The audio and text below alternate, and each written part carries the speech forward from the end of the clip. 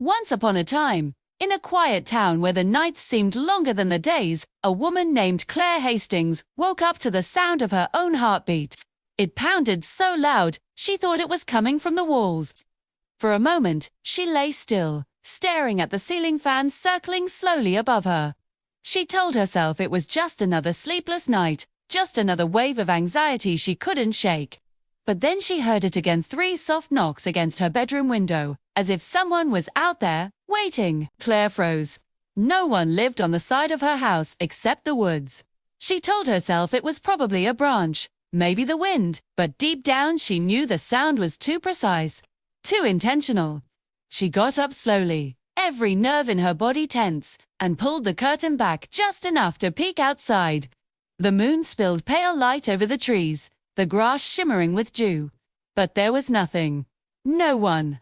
Only her reflection, staring back at her, pale and frightened. She let out a shaky breath and closed the curtain. For the last few months, Claire had been living in this rented house, trying to escape the chaos of the city and the wreckage of a broken relationship. She thought distance would heal her, that silence would give her peace.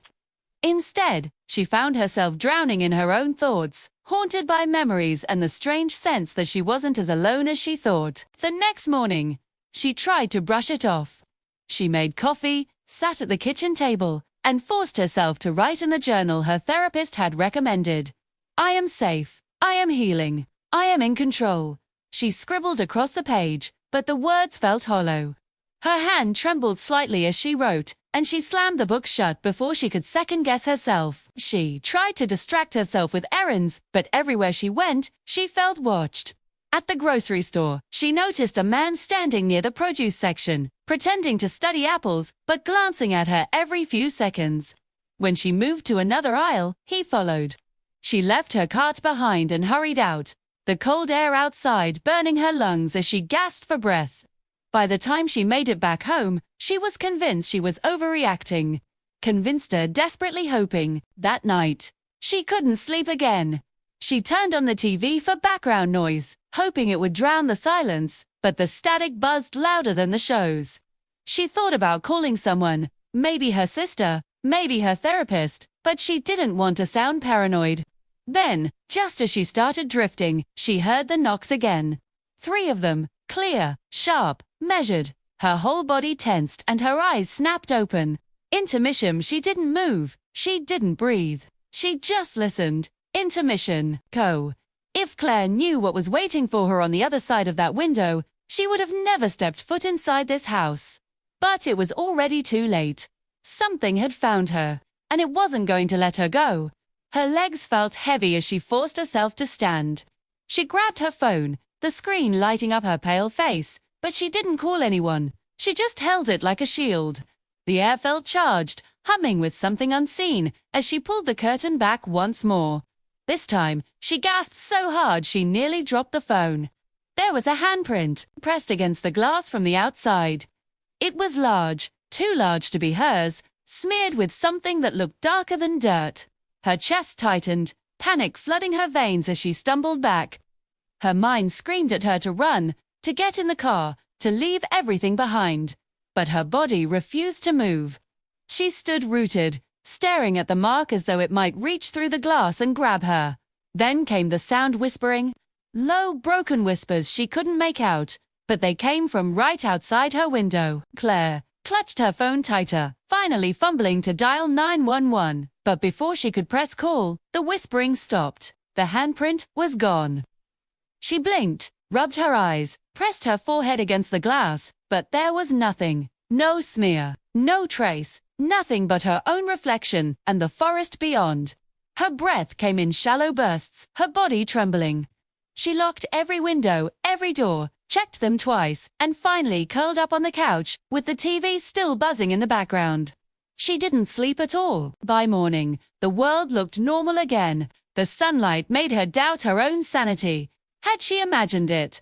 Had her loneliness and trauma twisted her mind so far, she couldn't tell real from unreal anymore? She didn't know. But when she opened her journal again, her blood ran cold. Because written across the page, in handwriting that wasn't hers, were the words, "You are not alone." Claire dropped the journal, her whole body trembling. She backed away from the table, her mind spinning. The doorbell rang suddenly, echoing through the house, making her jump so hard she nearly screamed. Her hands shook as she reached for the knob. She hesitated, heart pounding, and slowly pulled the door open. Standing on the porch was the same man from the grocery store. His smile didn't reach his eyes.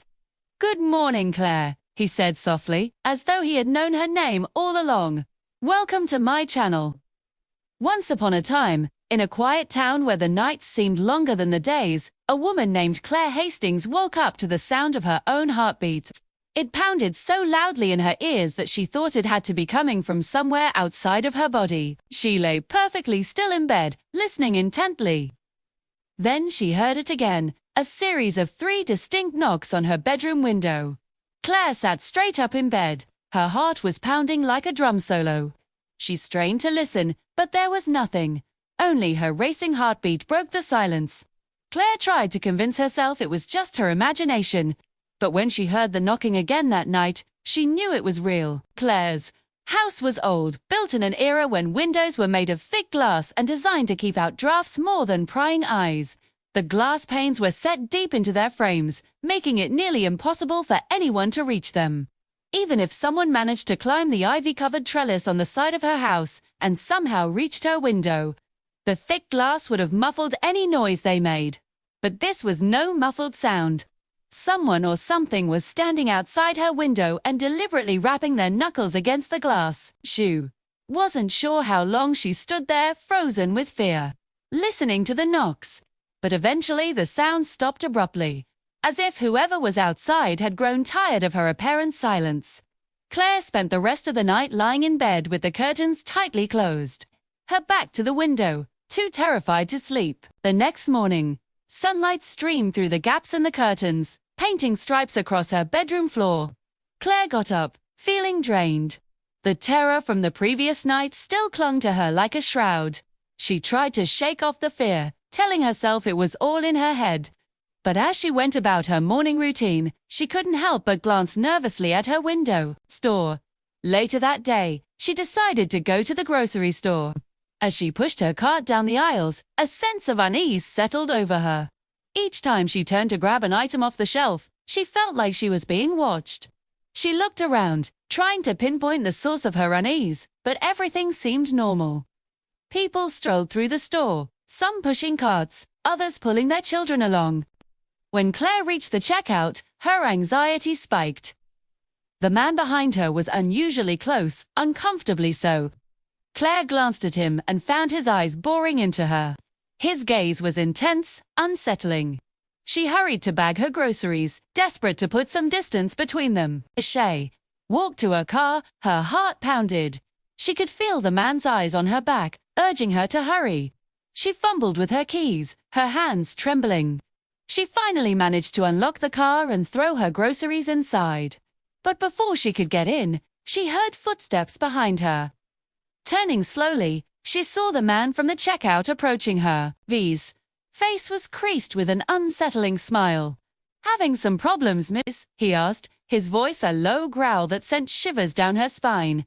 Claire took a step back. "No, I'm fine," she stammered, her voice shaking. The man leaned closer, his smile widening, revealing teeth that were just a bit too sharp, a bit too long. "Are you sure?" he whispered, his breath hot on her neck. "Because you seem tense. Maybe I can help." Claire recoiled as if he had touched her. "Stay away from me," she whispered, her voice surprisingly firm despite the tremor in her hands. The man's smile vanished. He took a step back, his eyes narrowing. "So rude," he muttered under his breath. And with that, he turned and walked away. 3. Claire watched him go, her heart still pounding. As soon as she was sure he wasn't looking at her, she slid into her car and slammed the door shut. She locked it twice, then started the engine and sped out of the parking lot, keeping a sharp eye out for the man in the rearview mirror. But he was nowhere to be seen. That night, as Claire lay in bed, the events of the day replayed in her mind. The man's unsettling smile, his predatory gaze, his unnatural teeth. She felt a chill crawl up her spine. The darkness in her room seemed to deepen, the silence growing louder. She squeezed her eyes shut, willing herself to sleep, but the image of the man's face was burned into her eyelids. Then, she heard it again, the sound that had haunted her dreams, 3 distinct knocks on her window. Claire screamed, burying her face in her pillow. The knocking grew louder, more insistent, as if whoever was outside wanted in. Panic surged through her veins. She scrambled out of bed and stumbled to the other side of the room, away from the window. In the morning, sunlight streamed into her room once more. Claire got up, her body aching with exhaustion. She walked to the window and parted the curtains, revealing the pristine morning sky. The chirping of birds, the only sound that disturbed the peace. There was no sign of a struggle, no indication that anyone had been outside her window. Claire sighed, wondering if she was losing her mind. But as she turned away, she saw it, a smear of something dark on her window. A handprint, large and grotesque, as if someone had pressed their palm against the glass in a fit of anger or fear. Claire gasped. She rushed closer to the window, her fingers tracing the outline of the print. It was cold to the touch, as if the hand had been there for hours. But what disturbed her the most was its size. It was much larger than any hand she had ever seen, human or otherwise. Just as she began to panic, the handprint vanished as if it had been wiped away. Claire stared at the empty window, her heart pounding in her chest. Days turned into weeks, but Claire couldn't shake off the unsettling feeling that something was watching her. Every time she left her house, she half expected to see the man from the grocery store lurking around the corner. Every night she listened for the knocks, bracing for the touch of icy fingers on her window. But the knocks never came. Or did they? One night, Claire awoke to the sound of scratching at her window. She sat bolt upright in bed, her heart hammering against her ribs. The scratching sound continued relentlessly. Claire crept closer to the window, her eyes wide with fear. The sound abruptly stopped. Was she imagining things? Dawn broke. Claire got out of bed and went to the window. To her horror, she saw another handprint. This one even bigger than the last, as if the owner of the hand had pressed their entire body against the window. Claire screamed, stumbling back from the window. Her mind reeled, trying to make sense of what she was seeing. Bats, when she noticed something else. Etched into the glass above the handprint were letters, crudely scrawled, yet unmistakably human. They spelled out a single sentence: "You are not alone." Claire stared at the message, her mind numb with terror. Who was out there? Why were they communicating with her? And why did they keep leaving these grotesque handprints on her window? Then, she noticed something else. The handprint and the message were gone. Claire blinked, confused. Had she imagined it? She rubbed the glass, revealing the smudged outline of the handprint and the chilling message beneath. She was no longer alone. But who was there with her? That night, as Claire lay in bed, the darkness seemed to press in on her, suffocating her with fear. The silence was deafening, broken only by the frantic beating of her heart. Suddenly, she heard a knock, not on her window this time, but on her front door. Claire froze, her breath catching in her throat. The knocking grew louder, more insistent, as if whoever was outside was growing impatient. Claire's mind raced. Should she call the police? What would she tell them? That someone was trying to break into her house and leaving huge handprints on her window. They'd probably just laugh at her. Then the knocking stopped. Claire strained to listen, but there was nothing. Silence descended once more, heavier, more oppressive than before. Claire forced herself to sleep, her whole body tense with anticipation. Then, in the morning, the sunlight filtering through her curtains seemed almost mocking in its cheerfulness. Claire got up, her legs weak, her hands shaking. She walked to the window and parted the curtains. To her horror, there was another handprint on her window, this one even larger than the last, as if the owner of the hand had pressed their entire body against the glass. And below the handprint was a new message: "Let me in." Claire screamed, stumbling back from the window. Who was out there? Why were they taunting her? And why did they want to come inside her house? Before Claire could react, the doorknob started to turn. She froze, her eyes wide with terror. The door creaked open, revealing the face that had haunted her nightmares. The man from the grocery store. "Hello, Claire," he said, his voice a low growl. We meet again, and with that, he stepped into her house. Claire screamed, scrambling backwards. Help me, she cried, her voice echoing through the empty house. But no one came.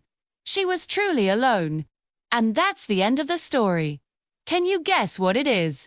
Push the video and write your answer in the comments section below. What do you think about the story? So please leave a comments below. Please click the subscribe button so you won't miss any of our new stories. Thanks for watching.